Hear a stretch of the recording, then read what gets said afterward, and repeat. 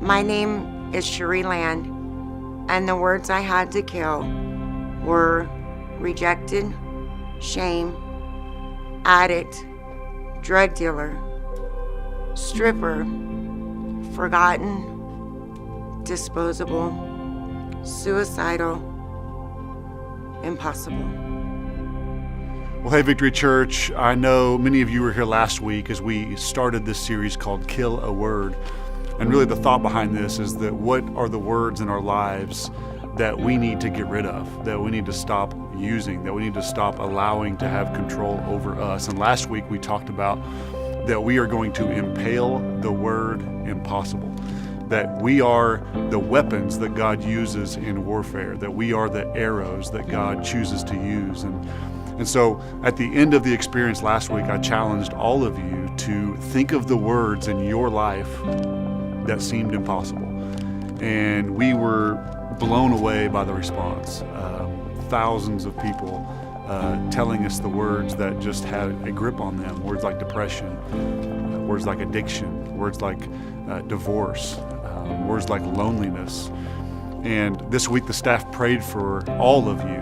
And I wanted us to talk about this today before we go into today's message. And I have with me Sharee, who is one of our members of our family. And we just love Sharee, and we have seen her life be radically changed and touched, and literally just turned completely 180 in what God's doing in her life. And so I just wanted you to be able to have a chance, Sharee, to the people that are in church today that may be experiencing words that have seemed impossible for them to overcome.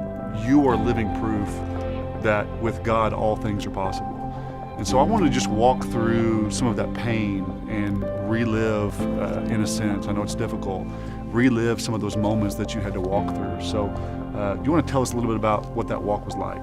I think for me, growing up in a family that just was really dysfunctional, really unhealthy, and I grew up in church, and my mom was in church and stuff, but it was one of those situations behind closed doors. Everything looked good, but it really wasn't. And so I took that brokenness.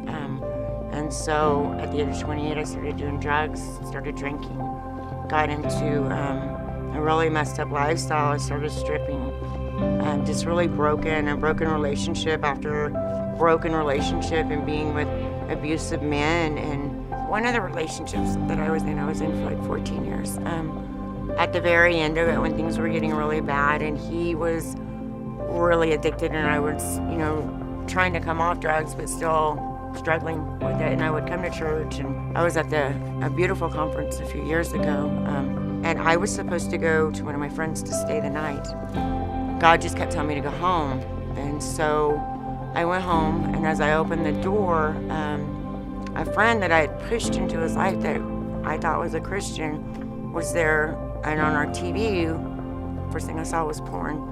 And then they had hired a prostitute because he thought I wasn't coming home. And I'll never forget the words, him looking at me, she's paid to stay, you can leave. I was just broken.